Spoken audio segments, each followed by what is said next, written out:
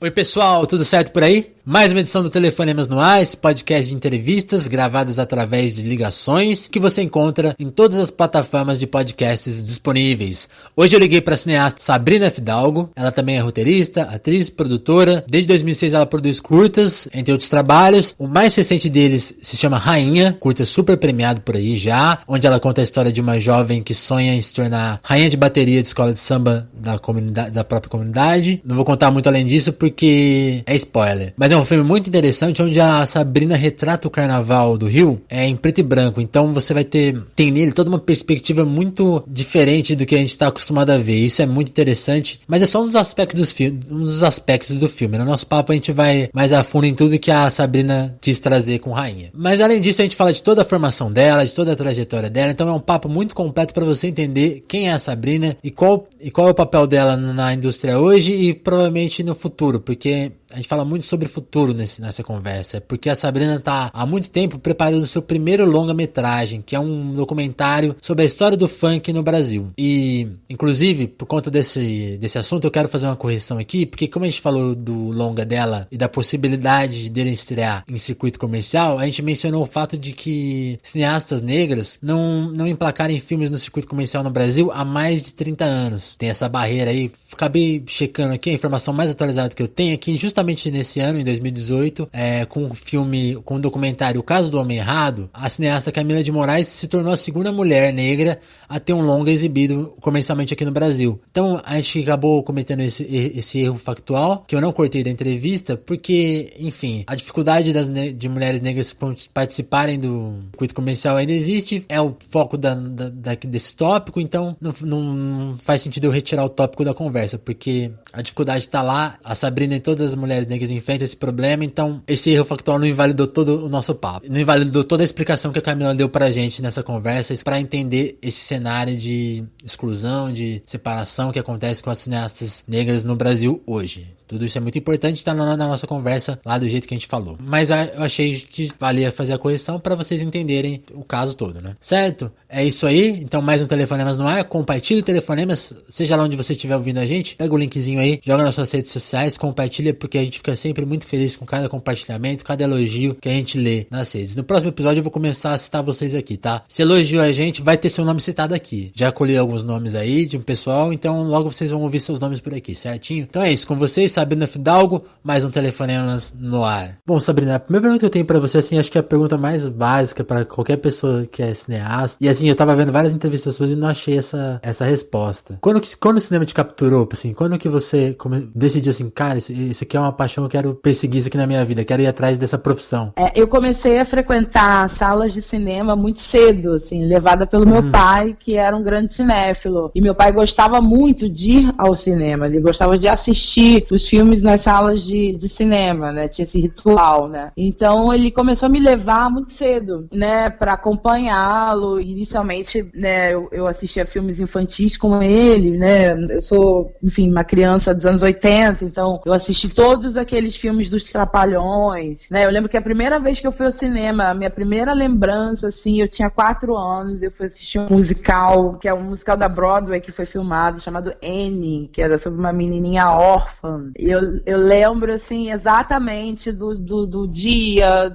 eu lembro da sala de cinema, que foi em Copacabana, o Arte Copacabana. Eu lembro da impressão que me causou, né, ver aquelas imagens de uma tela de cinema, num lugar escuro, fechado, né, e compactuar, né, esse ritual com outras pessoas. Eu lembro exatamente desse momento. Mas foi com mais ou menos 6, 7 anos que eu tive o insight, assim, que eu tomei a decisão, assim, né, mesmo que inconscientemente, mas eu lembro de ter tido o pensamento mais ou menos nessa idade, entre 6 e 7, que foi assistindo um filme na televisão, também com os meus pais, que se chamava O Mágico de Oz, né? Famoso, sim, né? Com a Judy Garland e tal. Eu fiquei muito fascinada. A versão clássica. A versão clássica. E eu fiquei fascinada, né? E era legal também porque, como meu pai era muito cinéfilo, sempre que eu assistia os filmes com ele, ele me contava as histórias, assim, né, dos bastidores. Então, eu já conhecia a Liza Minnelli, que era filha da Judy Garland. Aí eu descobri que a Judy Garland era a mãe da Liza. E aí ele ia me contando que esse foi um dos primeiros filmes coloridos, né? Realizado em Technicolor, né? Um filme de 1939. Então, assim, era muito maravilhoso porque eu tinha toda uma curadoria em casa e eu fiquei fascinada com esse filme pela primeira vez, na primeira vez que eu assisti. E eu lembro que eu pensei, eu quero fazer isso na minha vida. Eu não sabia exatamente se eu queria dirigir, se eu queria fazer arte, se eu queria ser montadora, mas eu entendi naquele momento que eu trabalharia com cinema. E aí como você começou a trabalhar pra viabilizar isso? Porque, assim, o que mais me assusta no cinema é pensar que é um trabalho super coletivo, né, que exige muito dinheiro e muitas pessoas e, assim, acho que pra todo mundo, assim, é muito distante, né, tipo, a gente pensa produções caras e tem todo, até você conseguir colocar seu nome e se impor, é muito, como que foi na sua época nisso, assim, até porque, como você falou, você é dos anos 80, eu imagino que quando você começou a filmar, já trabalhava com internet, com coisas digitais, ou era mais distante? Então, né, desse momento aos 7 anos, né, no meio dos anos 80 até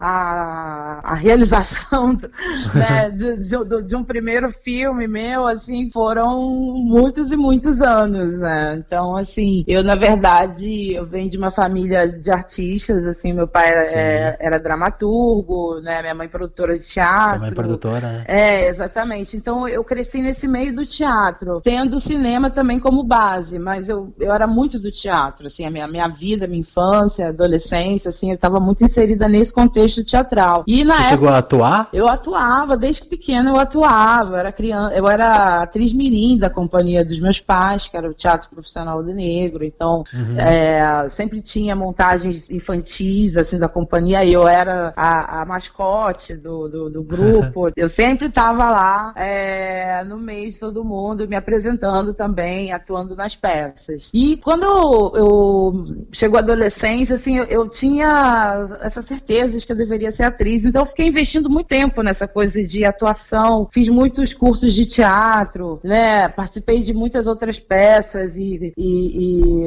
até comerciais e coisas assim. Legal. E na época do vestibular eu optei por artes cênicas na Unirio, e aí eu acabei passando para teoria do teatro, que é um curso mais teórico, e acabei mudando para artes cênicas, assim, no segundo período, e comecei a atuar nas montagens dos alunos, né, lá na Unirio. Só que aí eu comecei a me dar conta de que eu estava no lugar errado, eu comecei a ver que não era bem isso que eu queria, na verdade. E nessa época já, e durante a minha adolescência, nessa altura eu já era muito cinéfila, eu assistia muitos filmes, eu catalogava os filmes, e eu sou dessa geração, assim, que pegou o antes e o depois da internet, né? Então, antes da internet, né? Muita locadora. Muita locadora, né? Então eu comprava aqueles guias que vendia nas bancas de jornal de filmes, né? Tinha aquela revista Sete, e a Sete sempre lançava 2 vezes ao ano um guia de VHS, depois DVD, com todos os filmes possíveis. Algumas tinha até aquele espaço para você riscar, que era já visto, né? Total,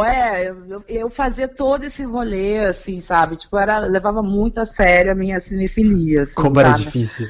Era muito difícil, mas era possível, porque tudo que eu aprendi de cinema basicamente veio daí também, né? Legal. E eu tinha caderninho, eu tinha cadernos, assim, sabe? Tipo, eu anotava todos os filmes que eu via e era tudo muito bem organizado, então era por diretores, né? Assim, então, tipo, eu tinha o caderno do Fellini, o caderno do Pasolini, o caderno do Kubrick, e eu fazia anotações, louca, né? Bem nerd. Mas, ao mesmo tempo, eu também, ali nessa história ainda de querer ser atriz, e aí, quando eu entrei pra faculdade, eu me dei conta de que eu tava no lugar errado. Falei, não é isso, não, isso não me apetece, eu não sou tão boa nisso como eu achava. E aí eu entrei meio que numa crise, assim, né? Com 19, 20 anos. E aí até prestei vestibular. O que fazer? Tô no curso errado, tô na escola errada, na faculdade errada. E aí... aquela angústia. Pois é, aquela angústia. Eu falei, poxa, né, lutei tanto para conseguir esse espaço, né, na universidade pública e tal, super conceituada no Rio de Janeiro. Todo mundo que pensa em ter uma carreira de ator, pensa, né, tenta passar pela Unirio, que é difícil. E eu passei, e aí me dei conta de que não era essa minha história. Até prestei um vestibular na época para Estácio, que é uma faculdade aqui do Rio, que foi uma das primeiras particulares que criaram um curso curso de cinema, passei, só que na mesma época eu ganhei uma bolsa para estudar alemão, durante 6 meses, em Munique, e eu já estudava alemão nessa época. E aí eu fui para lá e tranquei o curso de artes cênicas no Rio e fui para a Alemanha fazer esse curso de idiomas, só que as coisas foram acontecendo, né? Eu fiz 6 meses de curso, daí eu comecei a trabalhar lá como enfim, pequenos trabalhos, né, de garçonete e tal, e pude pagar o restante do curso e fui ficando, né, e terminei o curso todo, tirei o diploma máximo, né, do idioma, que é o que permite você tentar uma vaga na universidade, e depois de 2 tentativas eu consegui passar, né, para a Escola de TV e Cinema de Munique, que é super difícil. Isso em que ano? Eu fui para a Alemanha em outubro de 2000, com 20 anos, e eu entrei na faculdade em 2004, mais ou menos. Legal. 2004. E aí, enfim, aí eu fiz o curso, né, eu entrei, na verdade, para um curso de documentário que tá junto com o curso de cinema, né, assim, e comecei a ter aulas teóricas, mas era muito engraçado porque todas as aulas teóricas, para mim, praticamente não serviam de nada, porque eu já sabia tudo. Porque como eu havia sido escolada já. Eu já estava escolada, porque eu já era super cinéfila, né? Tipo, desde criança. Eu imagino que você estava assim, dá a câmera logo, vamos filmar isso aqui. Exatamente, eu queria ir pra prática. Então eu comecei e eu era uma das poucas estrangeiras na escola, eu era a única brasileira na minha época, assim.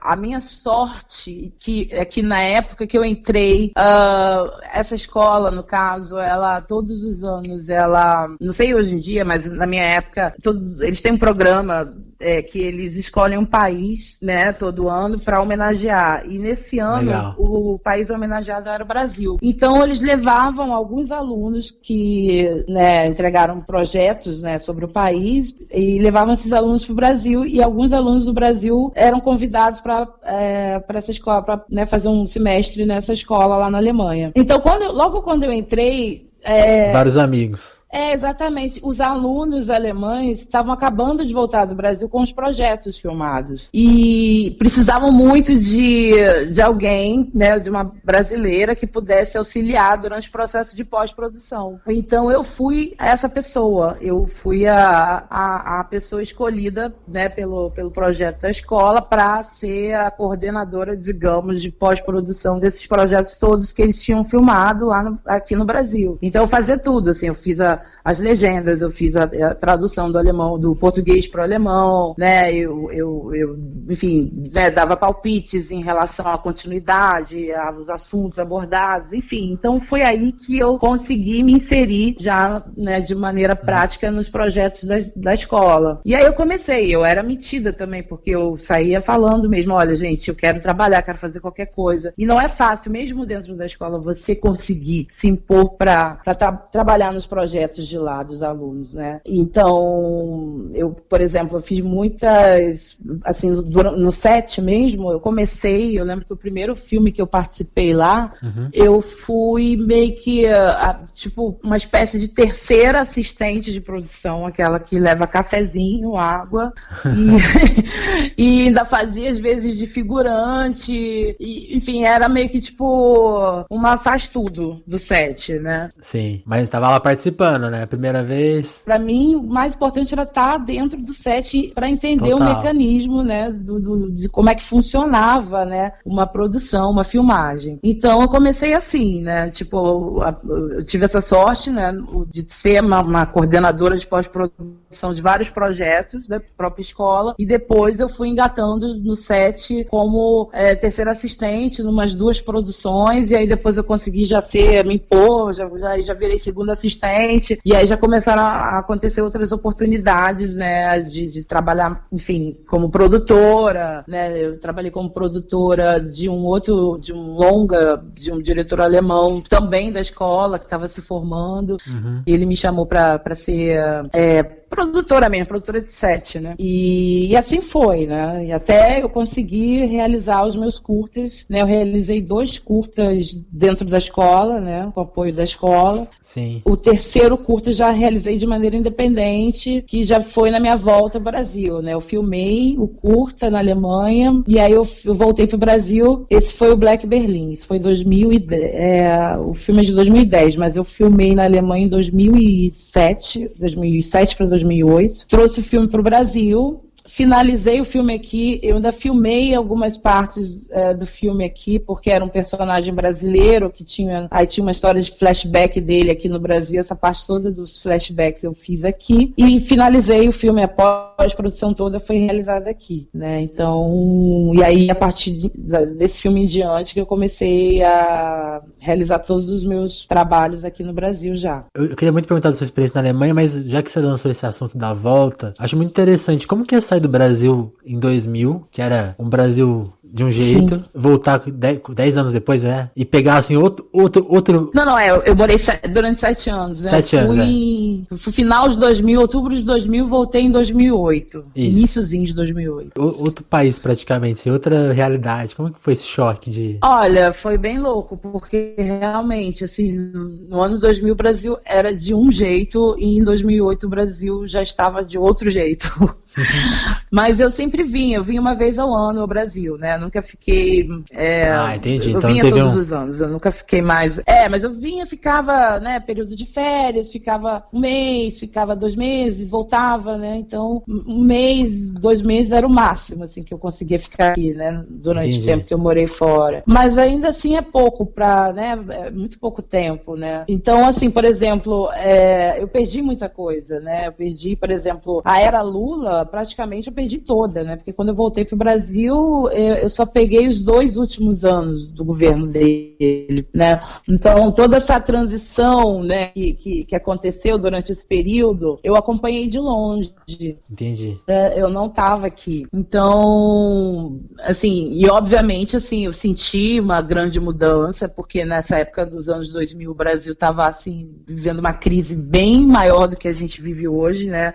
Eu acho engraçado que as pessoas têm um pouco de memória curta, né? Sim, mas eu lembro total. que no ano 2000, pelo menos no Rio de Janeiro, pelo menos, o Rio de Janeiro era uma espécie de terra de ninguém, sabe? Tudo poderia acontecer, não tinha controle, a violência era absurda, assim, não tinha como andar nas ruas, assim, era assalto, sequestro o tempo inteiro, toda hora, né? As pessoas vivendo uma estabilidade absurda também, né? A moeda instável, tudo estável. E quando eu voltei no ano de 2008, já era uma outra situação, né? E o Brasil, inclusive, estava começando a se tornar o epicentro do mundo, né? Em termos econômicos e de hype, né? E que para mim era uma coisa absolutamente nova, porque quando eu fui para a Alemanha nessa época, em 2000, o Brasil era muito mal visto. O Brasil era um país, assim, desconhecido, e o pouco que se falava do Brasil eram aqueles clichês horríveis, né? É um país de terceiro mundo, pobre, com uma violência absurda, que quando você chega no aeroporto já tem traficantes te esperando. Eram coisas assim que eu ouvia na Alemanha, falando do Brasil. Era nesse nível, né? Um país que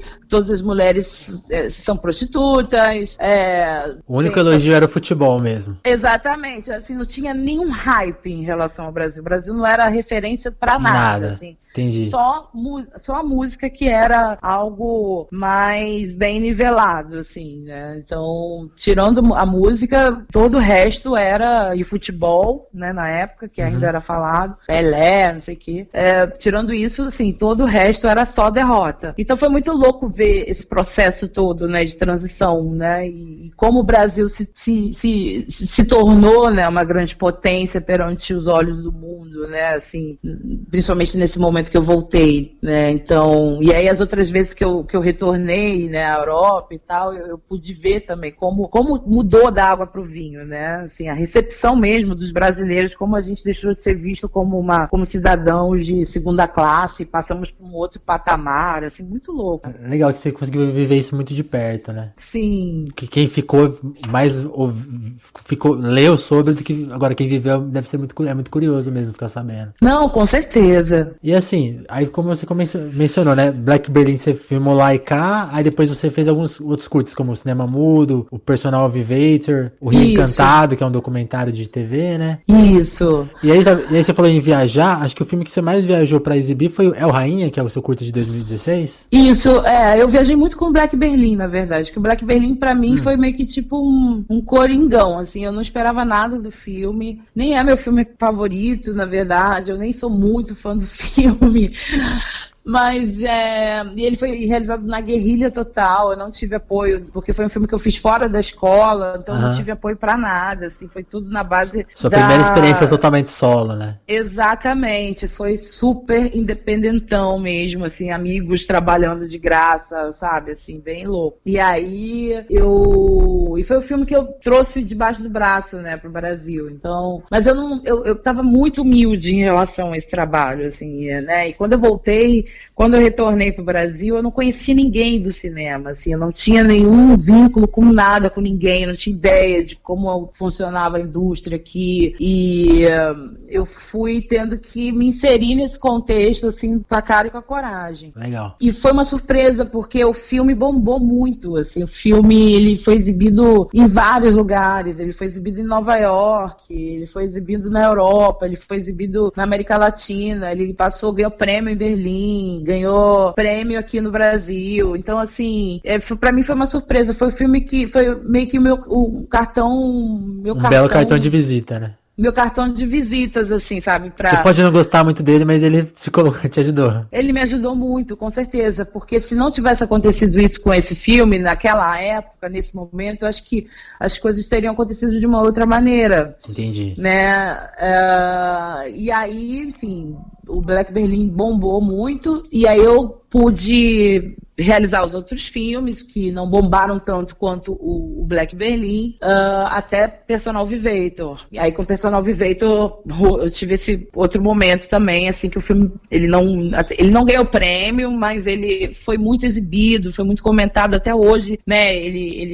Eu recebo, né, convites para exibir em mostras o tempo inteiro, né? Um filme que não parou também de ser exibido. E o Rainha realmente, né, em comparação com todos os outros, foi realmente o meu maior sucesso, né?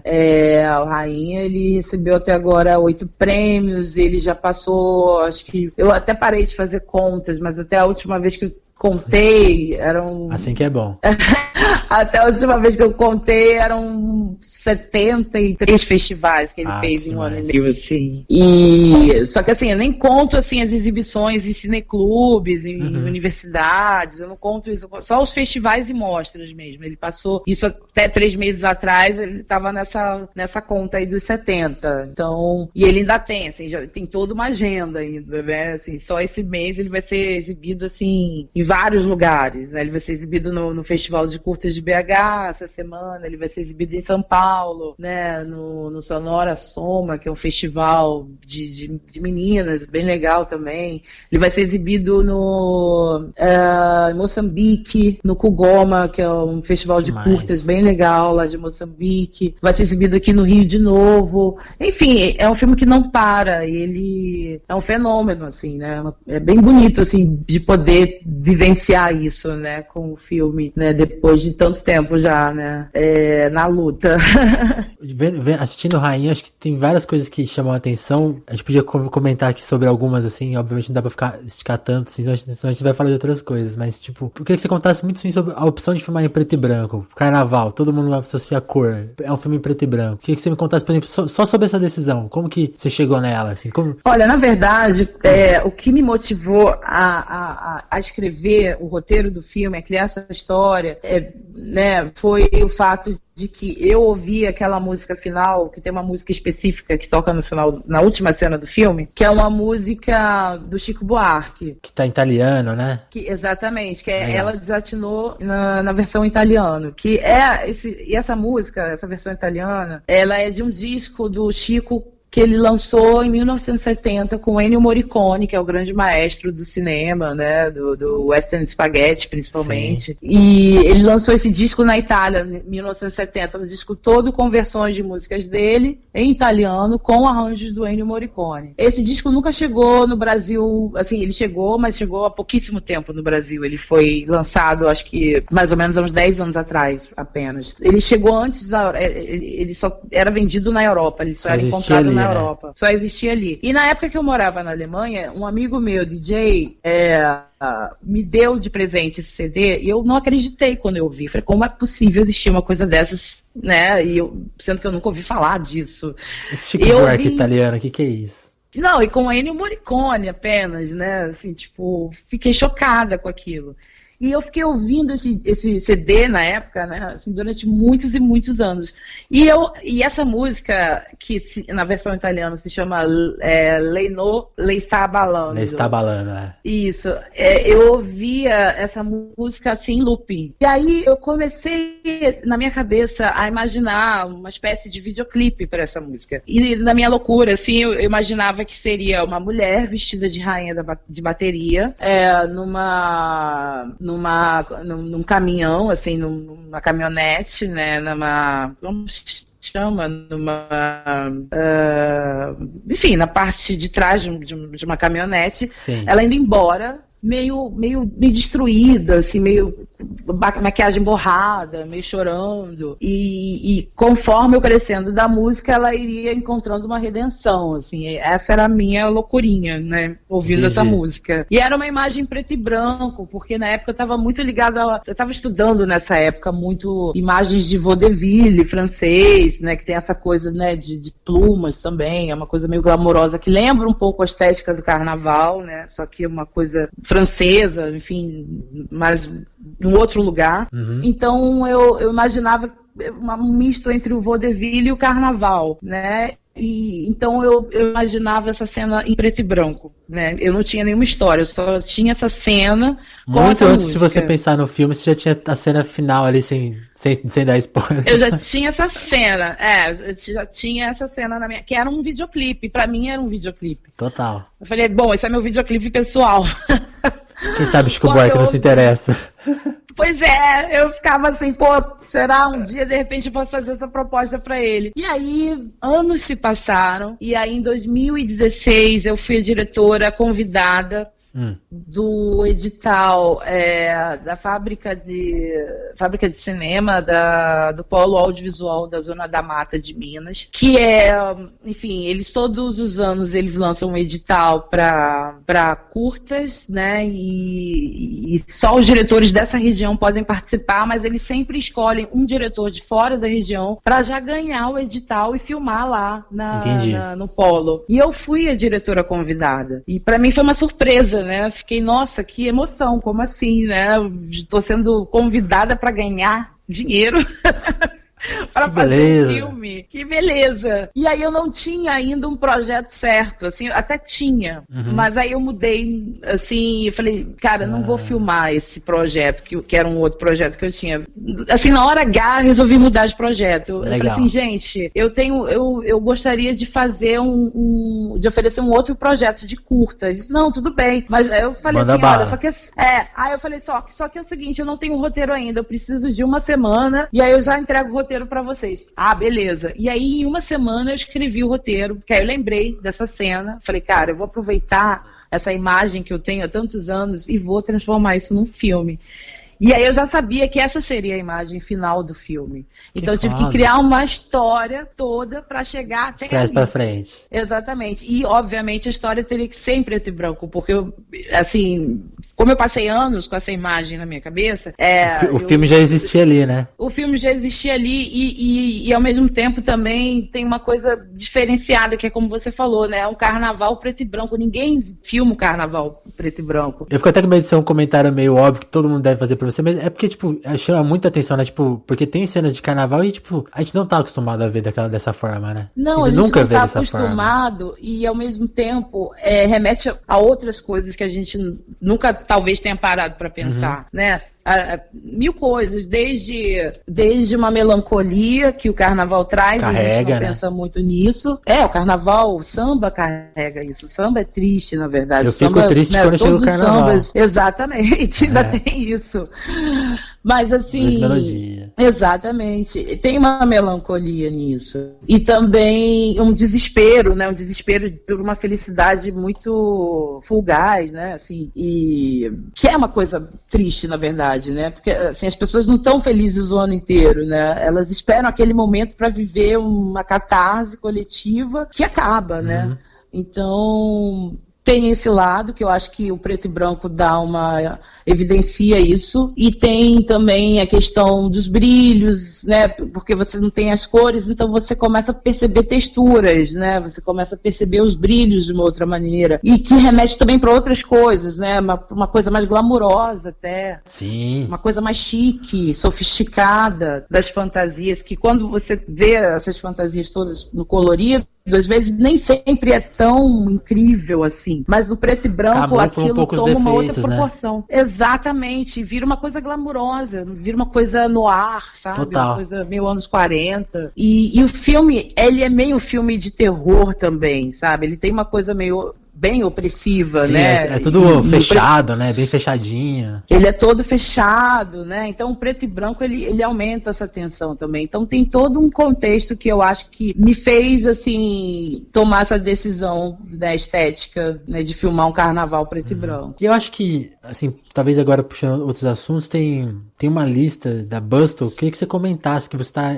entre as diretoras que quebram barreiras no Brasil, e por destacar a questão da representatividade. Eu queria que você comentasse esse tópico, porque é muito legal, um assunto que você sempre aborda, especialmente por o seu pai ter criado o teatro profissional do negro, né? Você faz uma comparação muito legal das duas coisas. Como que o teatro que seu pai criou tinha uma necessidade de se impor a questão do negro, e como essa mesma coisa não se adequa à questão do cinema, né? Que você costuma falar que sempre é uma divisão mais pra jogar num gueto ali. Aqui esse é o filme da menina ali e aqui tem a gente, né? Então, queria que você contasse dessas duas coisas. Contar um pouco da experiência do seu pai e da sua experiência, até porque acho que a gente tem que tocar num tópico de conquistar editais e espaços nos festivais do Brasil, que tem tudo a ver com essa questão. Mas vamos por partes. Vamos. Você perguntou primeiro da Bustle, né? Então, pra mim foi uma surpresa, assim, eu fui avisada, né, sobre essa lista da Bustle, que é essa revista americana que fez uma lista, né, das 36 diretoras do mundo que mais estão repercutindo em seus respectivos países e tal. E para mim foi uma loucura quando eu vi que eu estava em 8º lugar numa lista que tem Jane Champion, que tem, enfim, mulheres maravilhosas, né, Lucrécia Martel, entre mil e outras. Eu fiquei muito chocada. E eu fiquei em 8º lugar, assim, eu sou a primeira brasileira que aparece, né, na lista, assim, e até tem outras brasileiras, tem mais uma, mas ela só aparece depois, assim, tipo, 19º, que é a Yasmin Tainá, que também é negra. E eu fiquei muito feliz, obviamente, e surpresa, né, porque falei, gente, como é que o meu nome foi parar aí, né? Tô até agora me perguntando, na verdade, como foi possível algo assim. Mas, ao mesmo tempo, eu acho que também tem uma coisa de reconhecimento, porque a gente vai fazendo, e cinema, como você falou lá atrás, é tão difícil fazer, é tão difícil você se manter nisso. Você tem que estar num enfrentamento diário de se impor seu trabalho. Sabe? Você tem que estar sempre ali, sabe? Vendendo mesmo, sabe? O seu trabalho. Uma coisa que eu acho muito bonita no cinema, que a gente já discutiu isso aqui, tem outras edições de podcast, eu entrevisto muito jornalista, e o jornalista tem muito isso de fazer um trabalho, e o trabalho acaba naquele dia, e o cinema ele é justamente o oposto disso. Você pega o filme lá, um filme que você falou, né, por exemplo, um filme o Black Berlin, de 2009, você pode trabalhar esse filme assim, você vai trabalhar ele a vida inteira, porque um festival vai recuperar ele, você tem uma exigência pro diretor, né, que ele tem que lidar com a obra dele o tempo todo, pra sempre, se ele quiser trabalhar. Claro, ele tem que estar o tempo inteiro cuidando da própria obra. Não... porque eu vejo muitos cineastas, assim, da minha geração, muita gente, né, que, tipo, reclama muito e tal. Mas meus filmes não têm espaço, não passam em festivais, não são selecionados. Falei, gente, mas é assim, você tem que se impor, sabe? Sim. Você tem que ficar o tempo inteiro, sabe? Perguntam por que o meu filme não foi selecionado. Ok, não foi foi selecionado aqui, vamos tentar ali, e o tempo inteiro você tem que ficar ali, sabe? Tipo, agora que a gente tem, né, a gente vive nesse mundo da internet, eu não tenho nenhum problema em falar isso, eu tenho alguns colegas que eles não acham legal você ficar promovendo o filme. Eu acho que é esse o caminho. Se você não promove seu filme, se você não divulga que seu filme está passando ali e acolá, exatamente, as pessoas não vão divulgar, entendeu? Se você não divulga... As pessoas vivem de autopromoção na internet. Você vai ficar falando sobre o quê, né? Você vai deixar de falar de você? Exato, sabe? E eu sou super a favor da autopromoção do seu trabalho, sabe? Sim. Eu me autopromovo nesse lugar. Eu não fico me autopromovendo como blogueira ou como sei lá o quê, mas eu faço muita promoção do meu trabalho, assim, sabe? Eu falo no Instagram, eu falo no Facebook, eu divulgo a agenda do filme, sabe? Então, assim, eu faço muito esse corre, sabe? De divulgar o filme, de vender o filme, sabe? De estender a carreira do filme, de lutar, batalhar pelo filme, falar dele o tempo inteiro. Eu acho que isso tem muito a ver também com isso, né? Com esse reconhecimento, né? No caso da Bustle, assim. E os meus filmes, pelo fato de eu ser uma mulher negra, brasileira, que tem já uma estrada, né? De realizações, que não é algo tão óbvio, né? E tão fácil. Eu acho que por conta disso tudo também, e dos meus posicionamentos políticos, né, nos filmes e fora dos filmes, eu participo de muitas palestras, debates e mesas também, então eu acho que por conta disso tudo, de alguma forma isso reverberou, né, de modo que chegasse até essa jornalista da Bustle que fez essa lista, né? Mas ainda assim é algo que me surpreende muito, né? Porque eu, por exemplo, ainda não realizei meu primeiro longa, né? Então, quero falar disso mais pra frente. Agora, respondendo a segunda pergunta, né, em relação ao trabalho do meu pai, sim, né, e ao meu posicionamento com relação ao dito cinema negro, eu acho que são coisas bem distintas, assim, e eu acho que as pessoas têm um pouco de dificuldade de entendimento das coisas, sabe? Porque, assim, o meu pai, quando criou o Teatro Profissional do Negro, ele criou essa companhia no início dos anos 70, tinha um propósito, havia um propósito definido, né? Era uma bandeira, de fato, sim. Né? Era isso, ele queria, e ele realizou, né? Ele pensou em construir uma carreira dedicada a escrever textos teatrais que refletissem a problemática do negro no Brasil, com montagens onde a maioria dos atores fossem, sim, negros, né? E era uma bandeira política, né? E esse era o projeto, ponto. Né? E quando a gente fala de cinema negro, a gente não está falando de um dogma. De um conceito, né? Você usa essa palavra, né? Exatamente, de um dogma, de um conceito que foi pensado através de um manifesto, onde vários diretores se juntaram e pensaram esse conceito e, sabe, não, vamos fazer filmes assim, assado.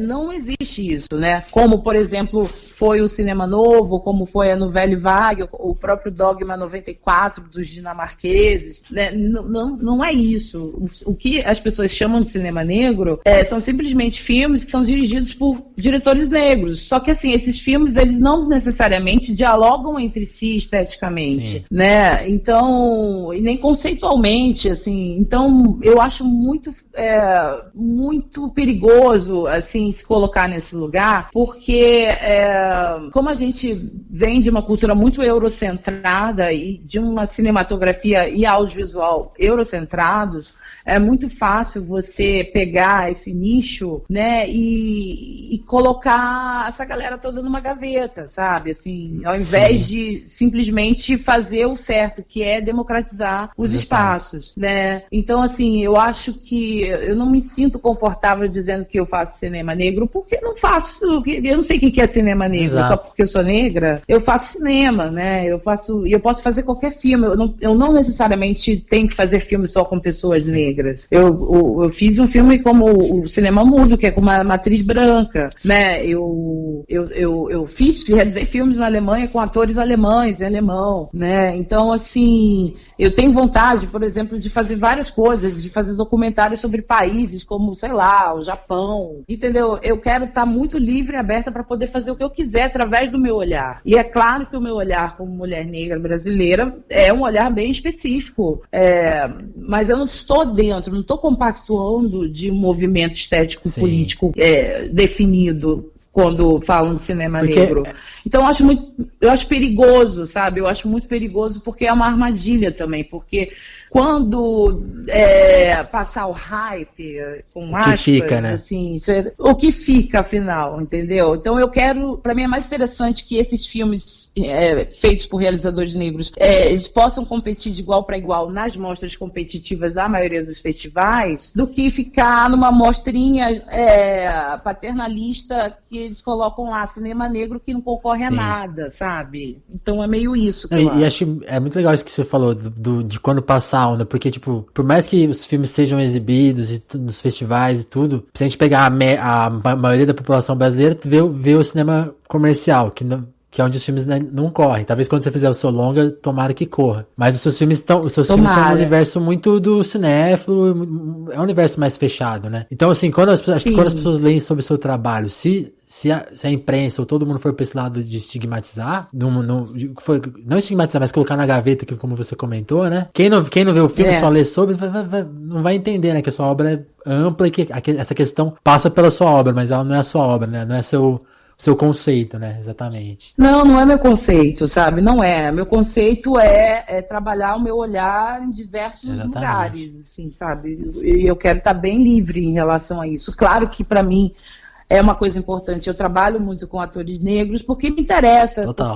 Mas assim, isso não me fecha para outras coisas também, sabe? Eu acho mais interessante a gente falar sobre essa onda de realizadores negros, principalmente realizadoras negras que estão surgindo nos últimos anos, e da colocação dessa galera toda no mercado, né? Seja no mercado autoral, no mercado comercial, enfim. Do que ficar discutindo o sexo dos anjos, sabe? De uma nomenclatura que, na verdade, não diz nada, ela só limita, na verdade. E aí tem algumas pessoas, alguns colegas, até negros também, que eles falam, não, mas é importante para legitimar o nosso lugar, né? Eu falei assim, gente, mas a gente se legitima com a nossa própria presença, o nosso próprio olhar, a gente não precisa se identificar ainda mais. Exato. Sabe? Porque isso você está se enfraquecendo, né? Quando você assume uma coisa que você não sabe nem a razão dela existir, né? Porque é só um nome, na verdade, né? Então, às vezes eu me identifico até mais com outros realizadores que não necessariamente são negros e brasileiros do que o contrário, sabe? Então, esteticamente falando.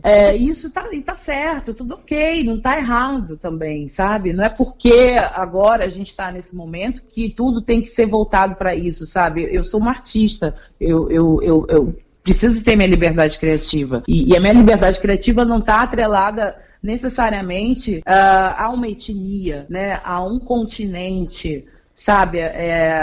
O meu olhar é muito amplo, então eu acho que a gente tem que batalhar por isso. Você falou uma coisa muito que eu gostei muito, que foi de puxar o assunto, vamos falar justamente dos realizadores, e das realizadoras especialmente nesse momento. Assim, pra quem tá ouvindo a gente, quem você destacaria, assim, porque acho que é legal a gente falar disso, né? Que nomes você estão merecendo, filmes que precisam ser vistos agora, assim, você tem alguns nomes aí? Eu tenho alguns, assim, de mulheres, assim, vou falar de mulheres tanto negras quanto brancas ou whatever, né, porque eu acho que a gente tá vivendo filmes legais para as pessoas verem agora de brasileiras. Olha, das brasileiras, eu vou falar, tem uma diretora negra brasileira chamada Safira Moreira, que tá com curtinha, bem curto mesmo, são 5 minutos, mas ele tá sendo bastante exibido nos festivais, que se chama Cia, é um curta que fala sobre a não memória fotográfica das pessoas negras no Brasil, né, que é um assunto que quase não é falado, né, porque a maioria das pessoas negras, elas não têm muitos registros de fotos, né, de família,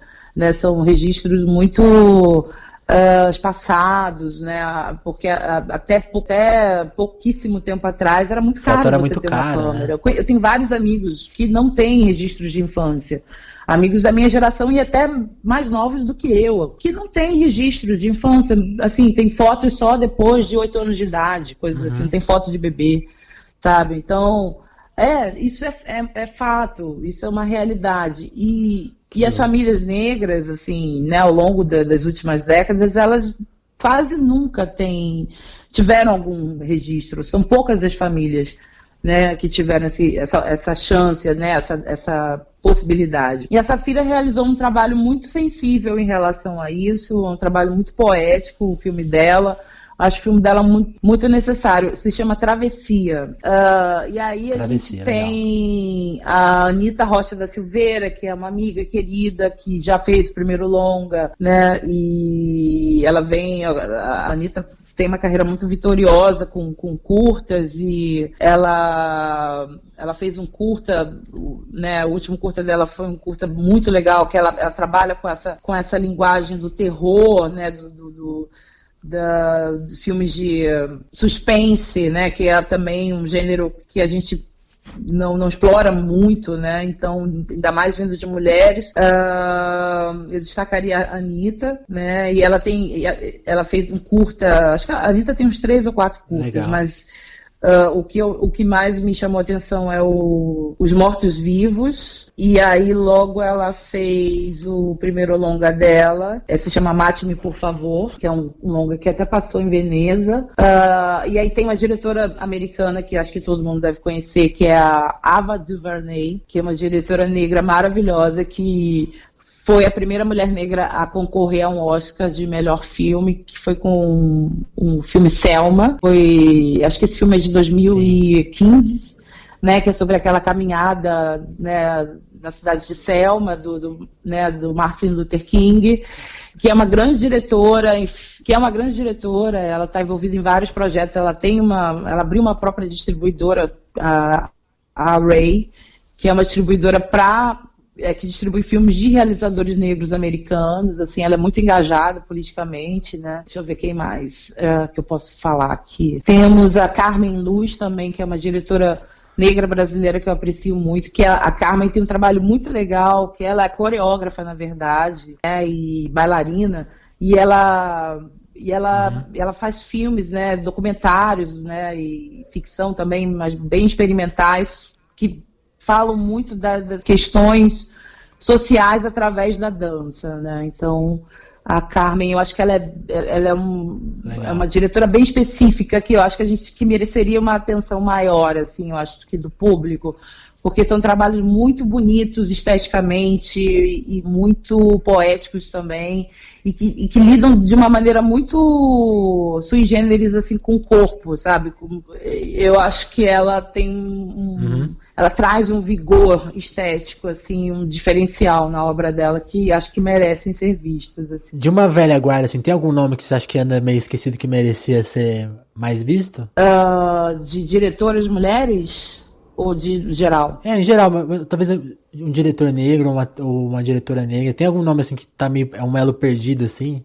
Olha, a gente tem, por exemplo, a Adélia Sampaio, que é a primeira diretora negra no Brasil que realizou um longa de ficção com distribuição em salas de cinema, né? Esse longa que ela fez, que é O Amor Maldito, é um filme de 84, ainda da época da Embrafilme.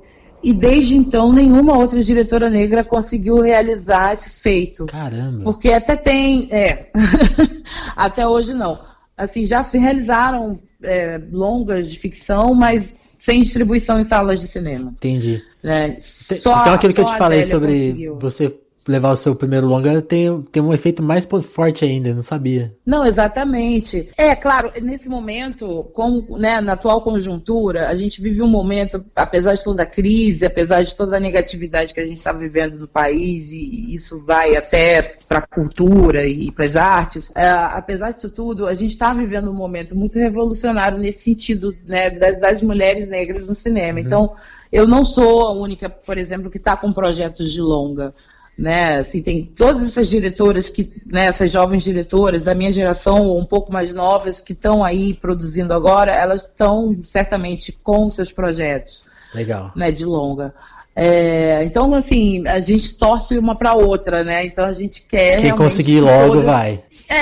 Que todas consigam, sabe? Não importa quem conseguir primeiro, sabe? Assim, o importante é quebrar esse gelo, sabe? Que todas consigam se inserir. E eu acho, por exemplo, que a Adélia, que é uma pessoa que, né, que é uma pioneira, eu gostaria muito que ela tivesse a chance de fazer esse segundo longa de ficção, sabe? E que a gente pudesse ver, sabe, esse filme quase 40 anos depois, sabe? Total. Ela é uma mulher de 75 anos que está nativa e que acho que merece ser resgatada assim com um trabalho novo. E falando em longa, vamos então falar do Cidade do Funk, que é um filme que eu pela minha pesquisa, eu vejo que você fala sobre ele há muito tempo. Quais são as questões que envolvem ele? Por que ainda não saiu? O Cidade do Funk é um projeto de 10 anos. Legal.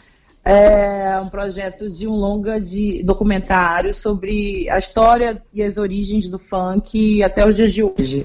É um inventário sobre o ritmo funk carioca, né, e todos os seus desdobramentos, né. Então, é um filme que eu comecei a desenhar o projeto já em 2008, né, e aí, enfim, fiz algumas parcerias com ele e desfiz, e, enfim, ele foi um filme, é uma produção muito complexa, porque esse assunto, o funk carioca, ele sofre de racismo cultural, né? Existe isso, né? Assim como o samba, assim como a capoeira. Sim. Não, né? Eu tenho certeza que daqui 50 anos vai ser um assunto de livro, assim, como o funk foi desprezado e... Ele é desprezadíssimo. Vai ser cult demais daqui Hoje ele já é um pouquinho, mas vai ser demais daqui a uns anos. Total, E todos os movimentos culturais, né, afro-brasileiros, eles sofrem, né, dessa perseguição, né, demonização, desse racismo cultural, né, porque como nós somos um povo colonizado e eurocentrado, a gente não dá o devido valor, né, a gente acha que sempre é uma coisa menor, a gente sempre acha que é uma coisa de pessoas desqualificadas culturalmente, né? Então, e aí o tempo sempre acaba mostrando que, na verdade, não, né? E acaba sendo, justamente essas expressões acabam sendo o que mais nos representam culturalmente, como é o caso do samba, por exemplo, que é a música que representa o Brasil de maneira absoluta. Total. Né? E o samba foi demonizado muito, foi proibido, foi, sabe, demonizado, foi... Era música de bandido, né? Era música de bandido, exatamente. E a mesma coisa acontece com o funk já há décadas. Então, ao longo desse processo, desses 10 anos que eu tenho feito pesquisa e que tenho tentado conseguir patrocínio para o filme, né, o grande problema, o grande entrave da produção foi se esbarrar com o fato das pessoas acharem super legal o projeto, mas não quererem investir, assim, porque se eu estivesse fazendo um documentário sobre música sertanejo universitário, eu em 3 meses conseguiria uma boa levantar verba para fazer o filme. Eu conseguiria super. Mas o funk não. As empresas tinham medo. Não, mas aí a gente vai patrocinar um filme que fala sobre funk, é música de bandido, uma música mal feita, uma música... 1000 coisas. Então, isso foi bem complicado. A gente conseguiu, num primeiro momento, patrocínio, né, através da Secretaria do Audiovisual e da Rio Filme para desenvolver o projeto, e depois disso a gente não conseguiu mais nada, nenhuma empresa se interessou em patrocinar, então ele foi para a gaveta esse projeto. E aí esse ano eu tive a felicidade de ser uma das 5 diretoras contempladas no edital Fama da Avon, né, que é o Fundo Avon de Mulheres do Audiovisual, e que contemplou 5 diretoras mulheres com seus respectivos projetos de longa, e eu fui uma delas com esse projeto. Então, graças a isso, o projeto agora vai andar, né, a gente vai conseguir finalizar esse filme, e espero que muito em breve ele esteja nas salas de cinema. Ele já tem distribuidor, inclusive, que é a Pandora Filmes. Que demais, então só falta terminar. Agora só falta terminar, a gente vai filmar, né, as últimas entrevistas, né, como é um filme que conta toda essa epopeia do funk, então tem... Muita gente para falar, né? Muita gente para falar em muitos lugares, porque a gente tem que filmar nos Estados Unidos, né, de onde surgiu a origem do funk, né, seja com o funk como a gente conhece original, James Brown e tal, o Electrofunk. Até o Miami Bass, né, do essas África coisas. Bambata, até o Miami Bass, né, e toda aquela galera, né, enfim, né, de Miami e tal. Então, assim, tem muita coisa ainda para filmar, mas a gente vai conseguir. Porque uma coisa que é importante falar, que a gente não falou ainda nessa entrevista, é que você ama música, né? Você é super fã de música. Tem um programa sobre música, né? No Stories. Ou tinha. Como que tá esse programa? Eu tinha um programa chamado House of Lady Sabrina. É esse que você tá falando, né? Isso, do Stories do Instagram. Que eu fiz mais ou menos uns... Não lembro agora. Não sei se eu fiz 10 programas ou 7. Eu comecei... Esse programa foi uma coisa muito, muito louca. Porque eu comecei de uma maneira, assim, absolutamente... boba, né, despretensiosa. Eu só queria comunicar música com os meus amigos, e eu subia esse material no Stories do Instagram, e de repente começou a bombar. Assim, começou a bombar, um monte de gente começou a seguir, e virou uma loucura. E é bem legal mesmo. E eu comecei a não dar mais conta. E aí eu falei assim, bom, eu vou dar um tempo, né, dessa primeira temporada, que foi ano passado, mas daqui a pouco eu tô voltando com ele. E é um programa simples, eu gravo com o celular, né, e vou, sempre tem um tema, né, e é sempre sobre música eletrônica, ou música para dançar, música negra, mas mais ligada a música eletrônica mesmo. Então, a house music, né, discoteca, ou então lounge, ou então uma coisa mais deep house, ou então aquela época de dance music dos anos 90. Então, sempre tem Miami Bass, eu já fiz vários, assim, então... É um programa que ele foca mais esse lado. E além de eu falar sobre música, eu toco música, eu mostro imagens e vídeos, né? É bem interessante. Eu vou voltar, a segunda temporada do House of Lady Sabrina vai voltar daqui a pouco. E é muito legal porque você foi trabalhar essa linguagem do Stories, né? Que é uma coisa meio efêmera e tá ali, né? Disponível pra todo mundo. É muito legal quando avançam, né? E aí eu acho que não tem muito a ver, mas você já tratou sobre o mundo digital no cinema mudo, né?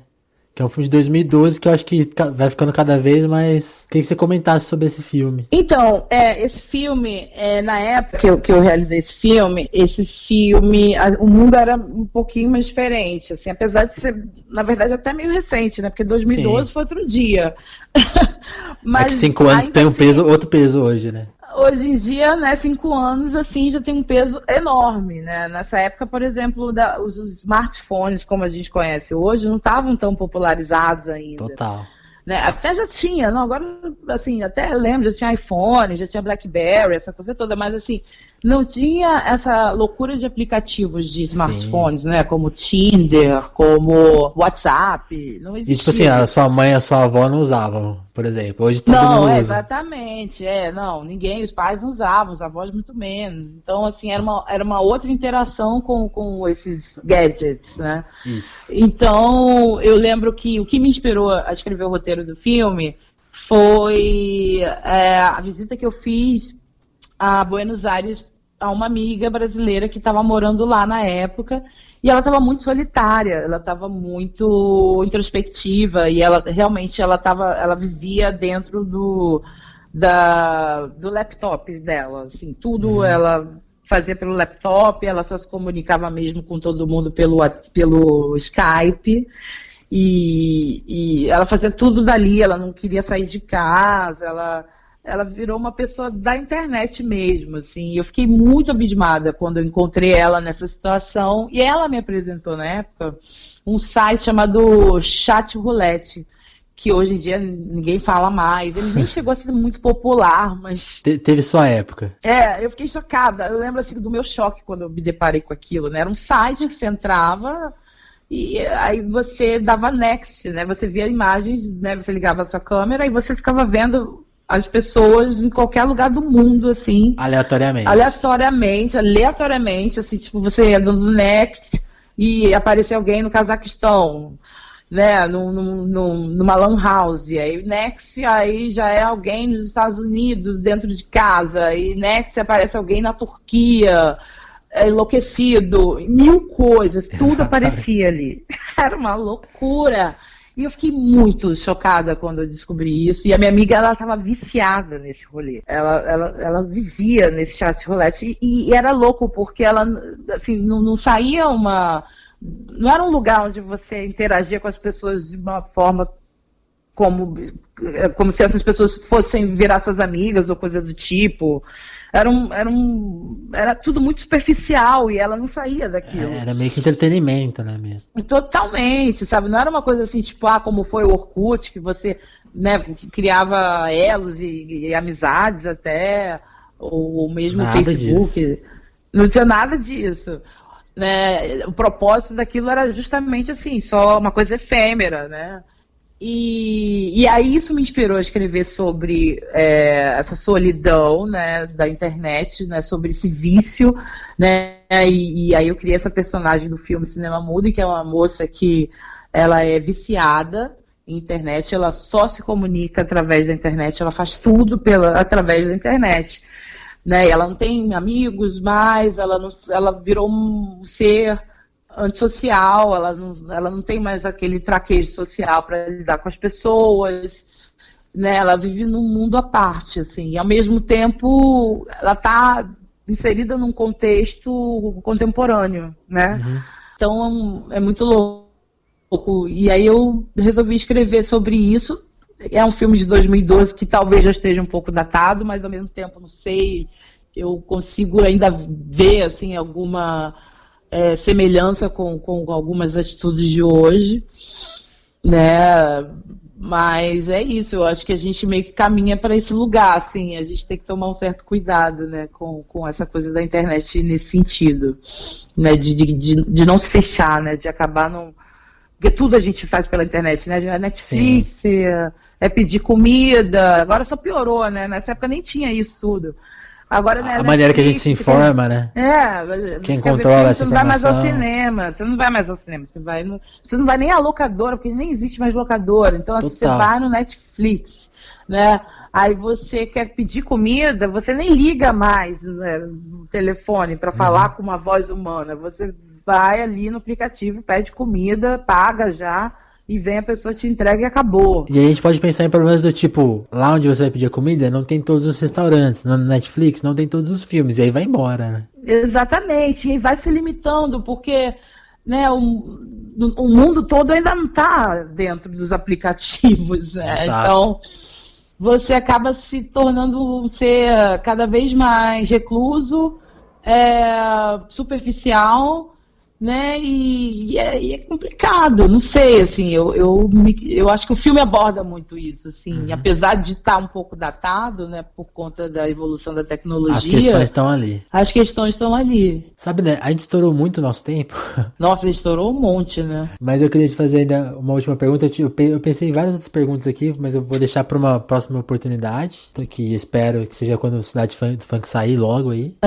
Mas eu queria te fazer uma última pergunta justamente sobre uma coisa que você abordou, que eu achei que eu não sabia, né, que é a história da Adélia Sampaio, e é um filme que, fiz as contas aqui, tem 34 anos, né, que o filme dela saiu. Eu queria que você imaginasse que... O filme é de 84. 84, isso. Eu queria que você pensasse, né, o que você espera, assim, pro cinema brasileiro daqui 20 anos, onde você espera estar, assim, no campo dos sonhos, assim, que você almeja, que você está trabalhando pra isso, assim, e onde você desejaria estar daqui, esse mesmo período, só que pro futuro. Olha, eu espero estar muito bem, maravilhosa,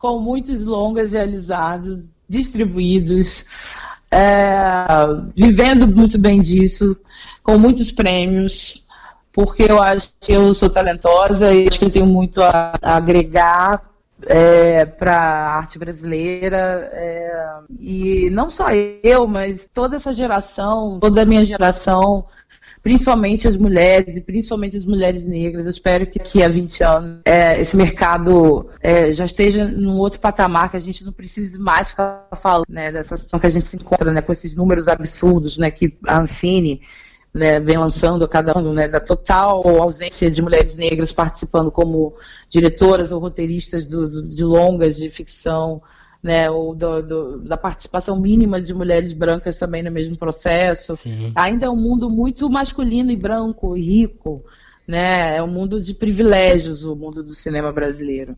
Então eu realmente espero que essa situação mude.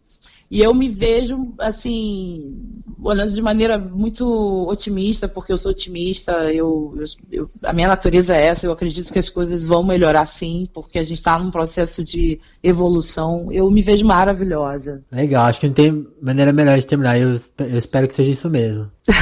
Obrigada, tomara. Tomara. E vai ser. Vai ser. Sabrina, eu queria te agradecer muito pela entrevista, pelo seu tempo. Obrigada. Espero que a gente possa conversar mais em uma outra oportunidade. Obrigada, Vinícius. Foi um prazer, nossa, uma honra poder ser entrevistada e conte comigo sempre. Valeu, Sabrina. Muito obrigado. Obrigada a você, querido. Beijo.